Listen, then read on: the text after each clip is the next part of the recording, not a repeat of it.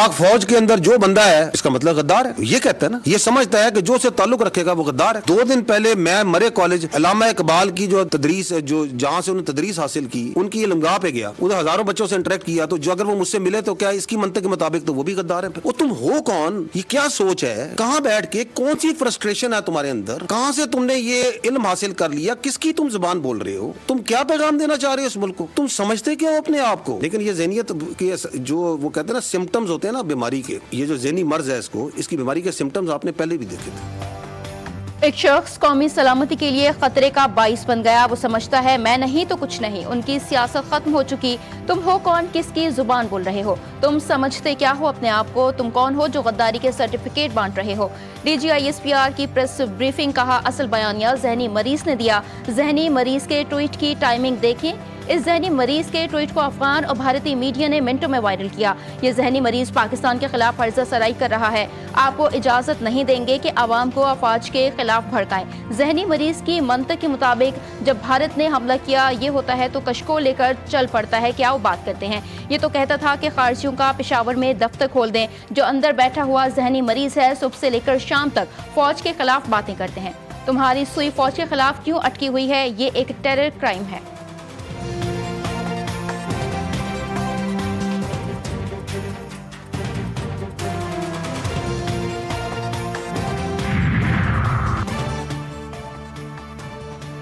अगर कोई शख्स अपनी सोच के तहत पाकिस्तान की फौज पर हमलावर होता है तो हम भी जवाब देंगे। फौज को अपनी सियासत से दूर रखें, किसी को इजाज़त नहीं देंगे कि वो पाकिस्तान के फौज और अवाम के बीच दरार डाले। DGISPR का वाज़ेह और दो टोक पैगाम, कहा कौन सा आइन और कानून है जिसके तहत आप एक मुजरिम से मिलते हैं। मुलाकात के बाद जेल से पाक फौज के खिलाफ मुसलसल बयानिया आ रहा होता है। जो अपनी फौज या उसकी लीडरशिप पर हमला करता है तो क्या वो किसी और फौज के लिए जगह पैदा करना चाहता है। इस शख्स से जब कोई मिले तो ये रियासत पाकिस्तान और फौज के खिलाफ बयानिया देता है। भारतीय मीडिया कितनी खुशी से पाकिस्तान के आर्मी चीफ के खिलाफ बयान चलाता है और उससे ये बयान कौन फराहम करता है। यही जमात, यही लोग पाकिस्तान की फौज के खिलाफ बात करते हैं। ये लोग अपने बयानिए को फैलाते हैं और अफगानिस्तान और भारत के साथ लोग इस बयानात को बढ़ावा देते हैं। DGISPR ने कहा इस रियासत के अलावा ना हमारी कोई पहचान है, ना औकात, ना ही सियासत है। हमने इस रियासत के तहफ़्फ़ुज़ की कसम खाई है। अगर कोई समझता है उसकी ज़ात मुल्क रियासत से बड़ी है तो वो गलत समझता है। हम हक पर हैं और हक पर ही रहेंगे। लेफ्टिनेंट जनरल अहमद शरीफ चौधरी का कहना था कि हम सियासतदान नहीं हैं। हुकूमत वक्त सुप्रीम है, रियासत फौज नहीं, हुकूमत रियासत होती है। फौज एक इदारा है। जब तक पाकिस्तान है पाकिस्तान ताअबद रहेगा, पाकिस्तान की फौज रहेगी।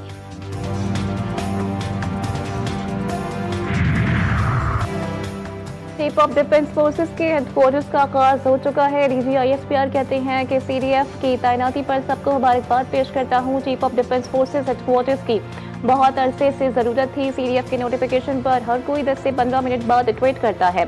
आप एक ऑफिसर की तस्वीर लेकर प्रोपेगेंडा शुरू कर देते हैं। यह आज़ादी इजहार है, ये कौन सी सियासत है। CDF के ऊपर उन्होंने एक सैलाब बर्पा किया, ये कौन सा बयानिया है। ये अब नेशनल सिक्योरिटी इशू बन चुका है। पता नहीं कैसे इनके जहनों में ऐसे ख्यालात आते हैं।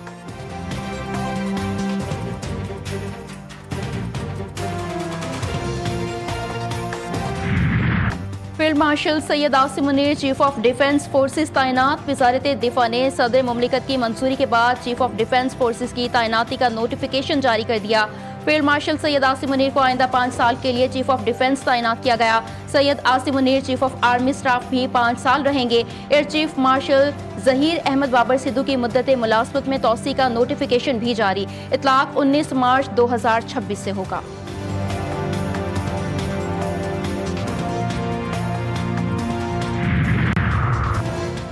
सदर मुमलिकत आसिफ अली जरदारी और वज़ीर आज़म शहबाज शरीफ की फील्ड मार्शल आसिम मुनीर को CDF बनने पर मुबारकबाद। कहा फील्ड मार्शल आसिम मुनीर की क़यादत मुसल्लह फौज को हक की जंग में फतह के लिए अहम रही है। अवामी जंग के वक्त उनकी और दलेर क़यादत को हमेशा याद रखेंगे।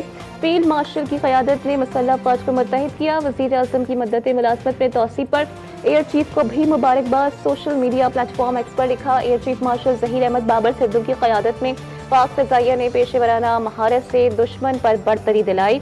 इंशाअल्लाह मिलकर अपने मुल्क के दिफा को हकीकी मायनों में नाकाबिले तस्खीर बनाएंगे।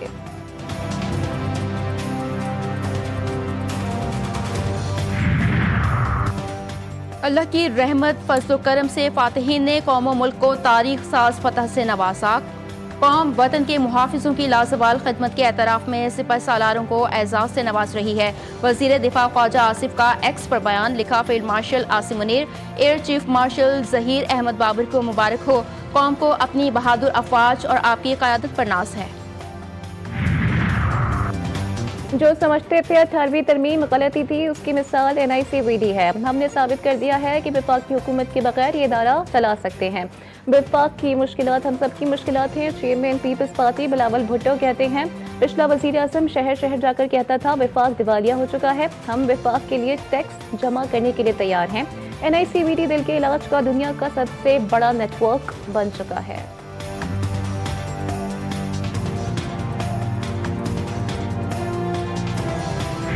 बड़े बड़े सीनियर सहाफ़ी वो पहले कौम से माफ़ी मांगे, और जो उन्होंने एक तूफान बर्पा किया हुआ था चाय की प्याली में, पूरे सोशल मीडिया पे और इलेक्ट्रॉनिक मीडिया पे अफवाहें फैलाने वालों को आज कौम के सामने शर्मसार होना चाहिए। पाकिस्तान का दिफा मजीद मजबूत हुआ है और मैं समझता हूँ कि ये अब दुश्मन जो है वो घबराएगा इस चीज़ से कि पाकिस्तान ने स्ट्रक्चरल चेंजेस करके और एक यूनिफाइड कमांड की है तमाम फोर्सेस की। बड़े बड़े सीनियर सहाफ़ियों को कौम से मुआफ़ी मांगनी चाहिए जिन्होंने एक बेबुनियाद तूफान बर्पा कर रखा था। पूरे सोशल मीडिया पर मुहिम चलाने वालों को भी आज कौम के सामने शर्मिंदा होना चाहिए। वज़ीर इत्तलात अता तारर कहते हैं, पाकिस्तान का दिफा एक बार फिर मजबूत हुआ है। पाकिस्तान ने स्ट्रक्चरल तब्दीलियां करके अपने दुश्मन को खौफजदा कर दिया है। तमाम फोर्सेस के लिए एक मुत्तहिदा कमांड कायम की गई है। हमने मशरकी और मगरबी दोनों सरहदों को महफूज बना लिया है। अब दुश्मन में जुर्रत नहीं होगी।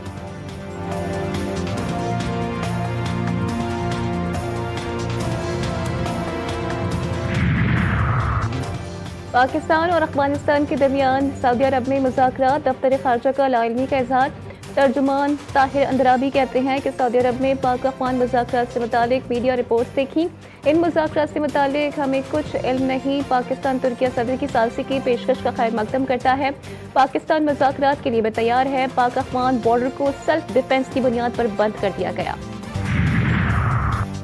जमहूरियत डायलॉग से आगे बढ़ती है, डेडलॉक से नहीं। राना सनाउल्लाह कहते हैं, वजीर आज़म ने 2 बार अपोजिशन को कहा तमाम इश्यूज पर बात करने को तैयार हैं। शहबाज शरीफ ने कहा स्पीकर के चैम्बर में बैठकर बात कर लेते हैं। वजीर आज़म ने यौम आज़ादी पर भी कहा आए मिसाक इस्तेहकाम पाकिस्तान के लिए बैठें, हमारा मौक़िफ़ है, रूल्स के मुताबिक मुलाकात हो सकती है। मुस्लिम लीग नून के रहनुमा बैरिस्टर दानियाल ने कहा इस मुल्क में नफरत और तफरीक की सियासत और इदारों को कमजोर करने की बातें करने वालों के लिए कोई जगह नहीं है।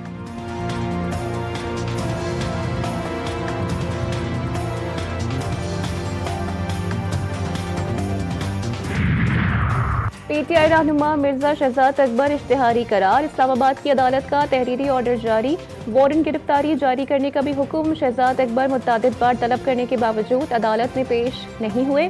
PTI रहनुमा के खिलाफ ट्विटर पर मुतनाज़ा बयानात की बुनियाद पर मुकदमा दर्ज है।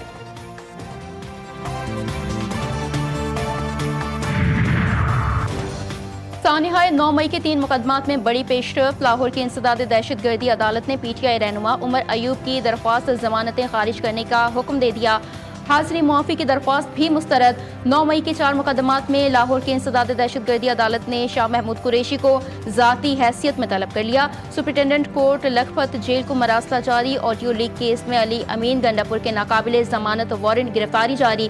अदालत का अली अमीन गंडापुर को गिरफ्तार करके पेश करने का हुक्म। अली अमीन की अदम दस्तियाबी के बायस पर्दे जुर्म की कार्रवाई भी मौखर।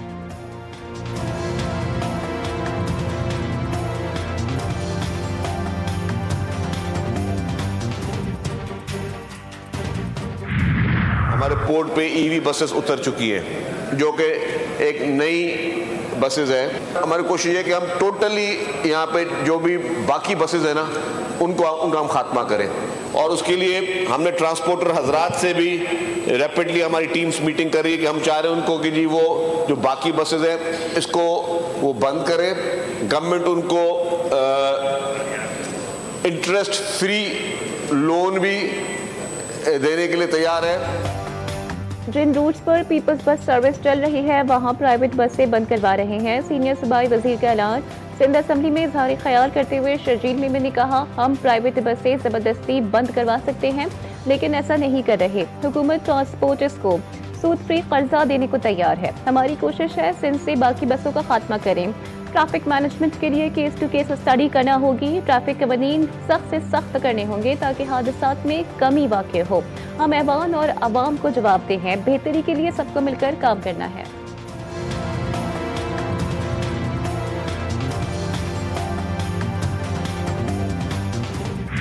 क्रिकेट का अजीम नाम मोइन खान का इंतकाल हो गया है।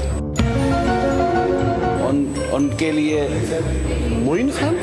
अच्छा सर, शायद वो फेक न्यूज़ थी हमारे नाम में देखी। अबे साहब, ये मोइन खान साहब की फेक न्यूज़ है। फेक न्यूज़ है, अल्लाह माफ़ करे, वो बिल्कुल सेहतियाब हैं। इसकी तो कोई ऐसी अब बात होती है, हम सबको दुख होता है।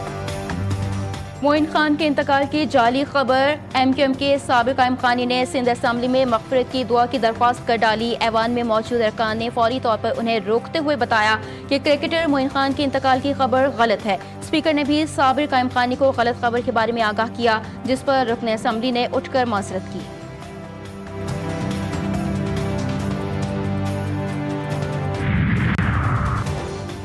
नीपा सानिया के बाद भी कराची की इंतजामिया गफलत की नींद से ना जाग सकी।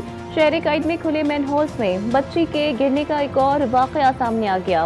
मंगोपीर गरम चश्मा के करीब निजी स्कूल की पहली जमात की तालिबा खुले मैनहोल में गिरा गिरी। जाए वक्त से गुजरने वाले शहरी ने बच्ची को बर वक्त खुले मैनहोल से निकाल दिया। बच्ची छुट्टी के बाद स्कूल से घर जा रही थी।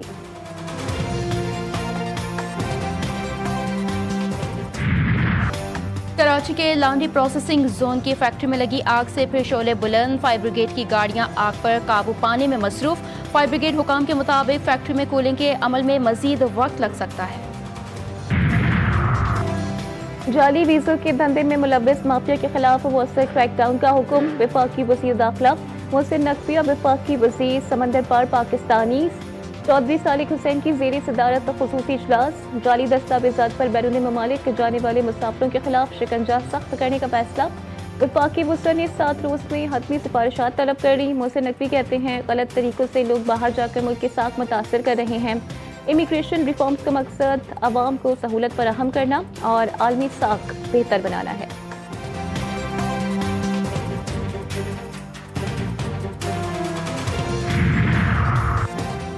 पंजाब में कानून सख्त लेकिन एहलकारों का रवैया मेहरबान। रिश्वत, बदसलूकी और इल्जाम की कोई गुंजाइश नहीं। पैरा फोर्स की हर कार्रवाई अब कैमरे में रिकॉर्ड होगी। वज़ीर आला मरियम नवाज का पैरा फोर्स की कारकर्दगी और शफाफियत बढ़ाने के लिए जल्द अज जल्द बॉडी कैम लगाने का हुक्म। कानून हर हाल में नाफिज हो मगर अवाम के साथ रवैया हमेशा दुरुस्त, दोस्ताना और बाइज्जत हो। मरियम नवाज का पैरा फोर्स को पैगाम। इजलास में state the art para training centre कायम करने की उसूली मंजूरी दे दी।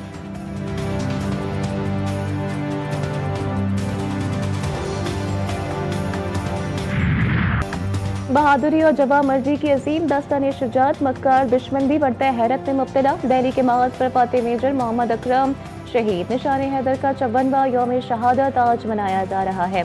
दिन के आगाज पर मुल्क भर की मसाजिद में कुरान ख्वानी और दुआओं का खास एहतमाम। फील्ड मार्शल आसिम मुनीर और मुसल्लह फौज का मेजर मोहम्मद अकरम शहीद। निशान हैदर को खराजे अकीदत पेश। ISPR की जानिब से जारी पैगाम में कहा गया कि मेजर मोहम्मद अकरम शहीद ने 1971 की जंग में गैर मामूली जुर्रत और आज़म का मुजाहिरा किया।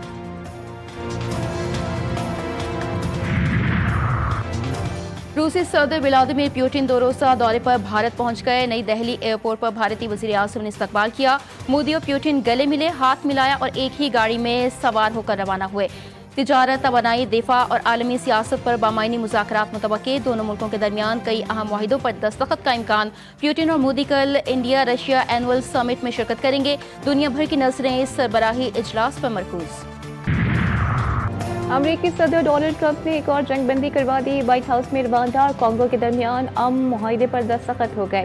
सदर ट्रंप ने कहा कि रवांडा और कांगो के दरमियान अमन मुआहिदे पर जल्द पेशरफ्त देखेंगे। फौरी नताइज भी नजर आएंगे। फ़लस्तीन के मशरकी हिस्से में इसराइली फौज की कार्रवाइयाँ जारी। गजा सिटी के मशरकी इलाकों में मुतादिद फ़ज़ाई हमले। खान यूनिस में हेलीकॉप्टर्स की शदीद फायरिंग। मगरबी किनारे में आबादकारों ने अल्तैबा गाँव, मशरकी रामुल्ला में 2 गाड़ियाँ जला दी। इसराइल का जनूबी गजा में फ़ज़ाई हमला, 5 फ़लस्तीनी शहीद और 32 जख्मी हुए। बरतानिया का तालीम के बहाने सियासी पनाह की कोशिशें रोकने का इक़दाम। बरतानिया की यूनिवर्सिटीज़ ने पाकिस्तानी और बांग्लादेशी तलबा पर दरवाजे बंद करना शुरू कर दिए। होम ऑफिस के सख्त वीज़ा कवानीन की वजह से खतरात बढ़ गए। यूनिवर्सिटीज़ पर वीज़ा कवानीन की खिलाफ वर्जी की सूरत में कार्रवाई का खतरा। दाखिला और वीज़ा हासिल करना पाकिस्तानी और बांग्लादेशी तलबा के लिए मज़ीद मुश्किल हो गया। और उर्दू के मारूफ शायर जोश मलिह आबादी का 127वां यौम पैदाइश। असल नाम शबीर हसन खान और जोश कलमी नाम था, जबकि मलिह आबाद के रहने वाले थे। तकसीम हिंद के बाद कराची में क़याम पजीर हुए। पहला शेर महज 9 बरस की उम्र में कहा। उर्दू, हिंदी, फारसी, अरबी और अंग्रेज़ी ज़ुबानों पर उबूर था। शायर भी थे, मुजाहिद आज़ादी भी, अच्छे नस्र निगार भी थे, नग़मा निगार और बहुत अच्छे सहाफ़ी भी थे।